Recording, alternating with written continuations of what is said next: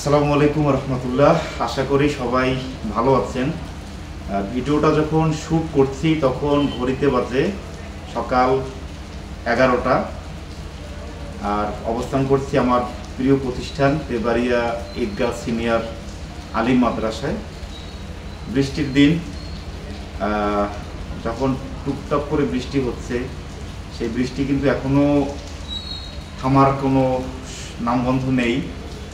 এই সময়ের মধ্যে কিন্তু প্রতিষ্ঠানে আসলাম সুদূর ডোমার থেকে আমার এই প্রতিষ্ঠানের দূরত্ব প্রায় 25 কিলোমিটার, লম্বা একটা জার্নি। তো এই আবহাওয়া বা এই বৃষ্টিমাখা দিনকে কেন্দ্র করে আমি হয়তো একটা সাধারণ ছুটি পেতেই পারতাম। প্রিন্সিপাল হুজুরকে ফোন করলেই হয়তো সেই ছুটিটা আমার হয়ে যেত।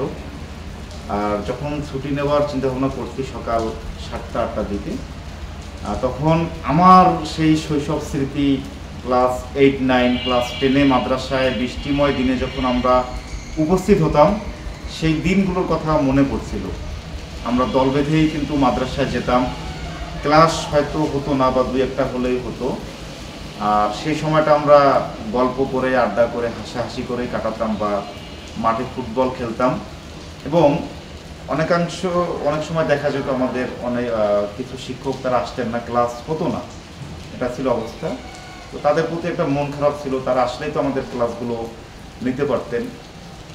তো অনেক বছর পরে যখন আমিও সেই শিক্ষকতার আসনে উপবিষ্ট, তখন আজকে প্রথম বৃষ্টি, শিক্ষকতা পেশায় নাম লেখার পর আজকে প্রথম বৃষ্টি। তো এই প্রথম বৃষ্টিকে আমি আমার প্রথম চ্যালেঞ্জ বা পরীক্ষা হিসেবে নিলাম। তো মনে হলো আজকে যদি আমি মাদ্রাসায় না আসি, তাহলে তো আমার শিক্ষকরা যে না আসতেন, তাহলে আমি তাদেরই যে ধরাবাঁধা নিয়ম,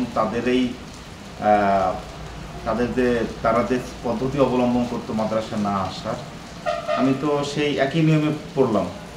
আর তাহলে তাদের প্রতি যে আমার যে মন খারাপ ছিল, সেটি তো আজকেই সেটা তো উঠিয়ে নিতে হচ্ছে, উইথড্র করে নিতে হচ্ছে, কারণ আমিও আসলাম না, আমিও সেই অ্যাডভান্টেজটা গ্রহণ করলাম।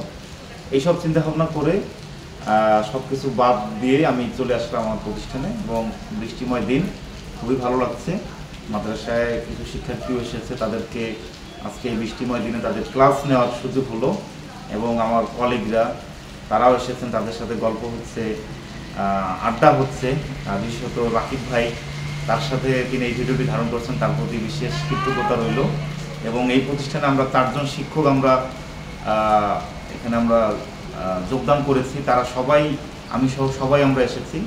তো এদিক থেকে নতুন বাংলাদেশের জন্য একটা পজিটিভ মেসেজ, যে আমরা যারা নতুন প্রজন্মের এই চেতনাকে লালন করি, তা আমরা কিন্তু সবাই আমাদের পেশা নিয়ে আমরা কিন্তু খুবই আগ্রহী। এবং আমাদের নাম ইনশাল্লাহ ফাঁকিবাজি কাতারে যাবে না। আমরা চেষ্টা করব সুন্দর বাংলাদেশ গড়ার লক্ষ্যে, এবং আমরা সবাই সেই কাজই করছি। তো ধন্যবাদ যারা ভিডিওটি দেখলেন। আপনারা আমার প্রথম অভিজ্ঞতা, বৃষ্টিময় দিনের অভিজ্ঞতা শুনলেন। যাদের ভিডিওটি ভালো লাগলো, দোয়া করবেন আপনাদের সামনে যেন এরকম শালীন ভিডিও আরও নিয়ে আসতে পারি। এবং সবাই ভালো থাকবেন, সুস্থ থাকবেন, এই কামনা। আসসালামু আলাইকুম।